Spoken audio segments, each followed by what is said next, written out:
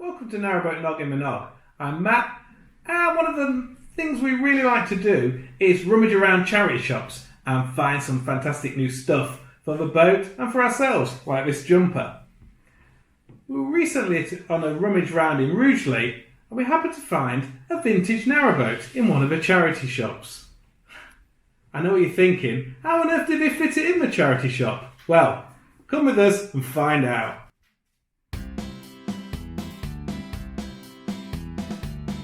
Yeah, you might have guessed, it was a jigsaw we found in the charity shop.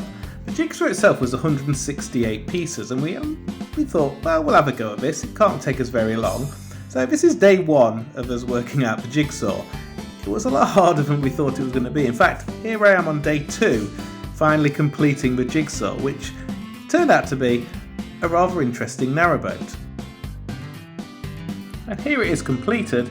It turns out to be a narrowboat called President. And we found out some information about this narrowboat.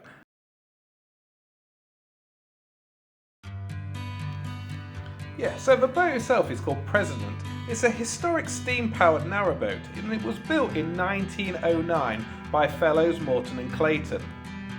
The boat is 71 feet long, and it cost £600 to make in 1909. That's the equivalent of £66,500 in today's money. These steamers could carry only 18 tonnes compared to over 25 tonnes in a horse-drawn boat, but they were powerful enough to tow several unpowered boats called butty boats. They usually worked fly, that is day and night, on the canals between London, Birmingham, Coventry, Derby, Leicester and Nottingham. The large steam engine and coke-fired boiler took up valuable cargo space. To solve the issue, in 1925, the steam engine was replaced with a 15 horsepower engine. This increased carrying capacity by nearly 8 tonnes.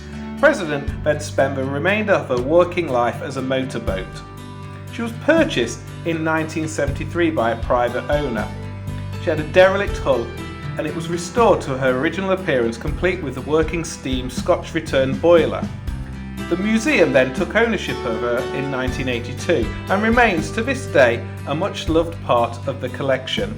Her story is considered highly significant, and she is listed on the National Register of Historic Vessels. She even took part in the Queen's Flotilla to celebrate the Diamond Jubilee.